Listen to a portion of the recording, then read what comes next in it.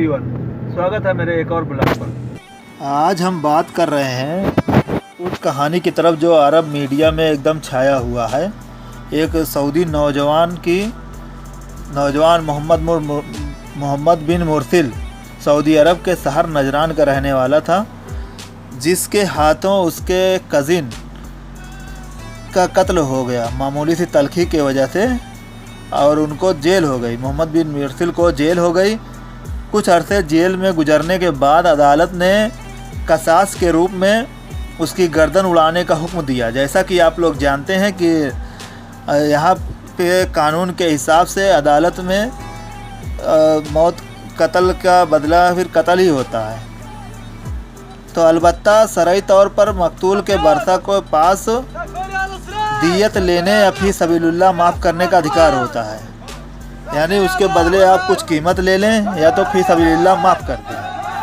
तो मोहम्मद बिन मुरसिल के कबीले अल रज़क के बच्चों, बुजुर्गों और नौजवानों ने ये फैसला किया कि मकतूल के कबीले अल तनीज के सामने माफ़ी की दरख्वास्त रखी जाएगी। वह चाहे तो दियत ले या चाहे तो माफ़ कर दे। ये माफ़ी की दरख्वास्त रखने का जो अंदाज़ था ये इतना मकसूद था कि मुनफरद था कि ये इतनी अजीज़ और फरियाद लिए था कि पूरे अरब मीडिया का ये मौजू बन गया, क्योंकि इन्होंने जो माफ़ी मांगने का तरीका अपनाया वो आज तक सऊदी के इतिहास में कभी ऐसा नहीं हुआ।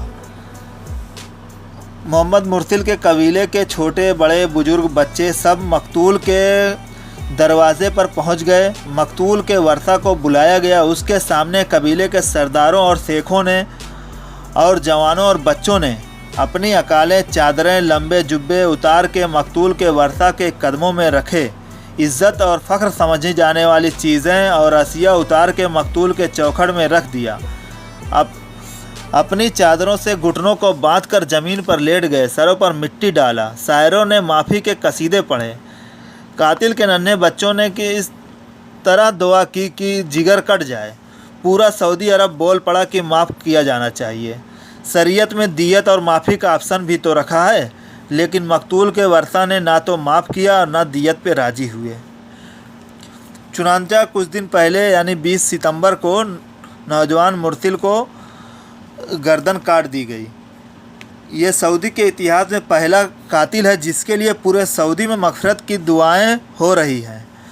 लोग हमदर्दी का इजहार कर रहे हैं, लेकिन दूसरी तरफ कानून अपनी जगह कितना मजबूत है, कितना सब होने के बाद भी नाफिज हुआ।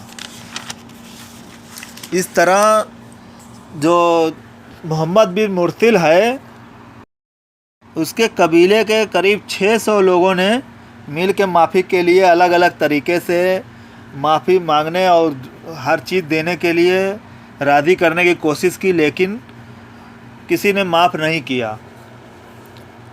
इस तरह इसलिए लोगों को समझ लो देख के इन लोग की माफ़ी का अंदाज़ जो है आंसू आ गया लोगों के आँखों में। तो इस कहानी को आगे मैं ये बता रहा हूँ कि जो कुछ दिन पहले, काफ़ी दिन पहले पाकिस्तान का एक नौजवान जो किसी की गाड़ी से मर गया था, तो उस नौजवान सऊदी नौजवान था, उसकी सज़ा भी मौत की सज़ा हुई थी। तो कम से कम 30 लोग पाकिस्तान के उस नौजवान के परिवार वालों से जाके मिले और बाद में माफ़ी मांगी। तो पाकिस्तान का वो पठान था, वो इन लोगों को माफ़ी मांगने से उसके दिल में इतना रहम आ गया कि वो माफ़ कर दिया। लेकिन वही चीज़ सोच के ये मोहम्मद बिन मुरसिल के कबीले ने कम से कम 600 लोगों, पूरे कबीले के 600 लोग जो जाके माफ़ी मांगे। अलग अलग तरीके से शायरों को बुलाया गया, माफ़ी के कसीदे पढ़े गए, अलग अलग तरीका अपनाया गया, बहुत कोशिश की गई, हर चीज़ देने के लिए राज़ी करने की कोशिश की गई, लेकिन मकतूल के घर वालों ने माफ़ नहीं किया, सज़ा हो गई। तो हम तो एक तरफ देखते हैं कि माफ़ कर देना चाहिए।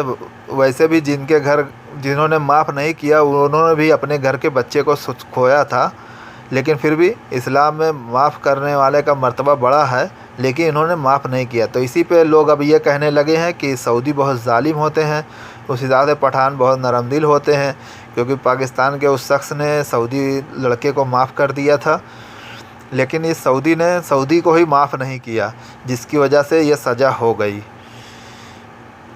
तो ठीक है दोस्तों, ये थोड़ी सी वीडियो है जिसमें दिल चीर देने वाले मनाजिर हैं, आप देखिए और इससे थोड़ा सोचिए कि इंसान कहाँ से कहाँ पहुँच गया है। माफ़ी मांगने की कोशिश किस किस तरीके से की गई, लेकिन इकट्ठे हो गए। लेकिन और एक चीज़ बहुत बारीकी ख्याल करने वाली चीज़ है कि कबीले में कितनी एकताई है कि पूरे कबीले के लोग, और मेरे हिसाब से तो ऐसा नहीं है कि जिसका शख्स का कत्ल होना था या सज़ा हुई थी वही पैसा देगा। ये पूरे कबीले के लोग मिलके पैसा देते, जो भी देना रहता। यहाँ तक कि ऊँट और बकरी तक भी लाए थे लोग देने के लिए। बाकी सूटकेस में भर भर के पैसे लेके आए, अकाउंट नंबर लेके आए बाकायदा, लेकिन नहीं माफ़ किया। तो अभी तो 20 तारीख को ही सज़ा हो गई, लेकिन अभी तक मीडिया में ये छाया हुआ है। हर सऊदी यही बोल रहा था माफ़ कर देना चाहिए, लेकिन वो सज़ा हो गई है। इन्ना लिल्लाहि व इन्ना इलैहि राजिऊन। लेकिन क्या करें, चलो ठीक है, अब इसी पे हम अपनी वीडियो ख़त्म करते हैं। थोड़ा ये वीडियो देखिए उसके मोहम्मद बिन मुर्सिल के बच्चे का, बाकी और सब वीडियो देखिए। खुदा हाफिज़।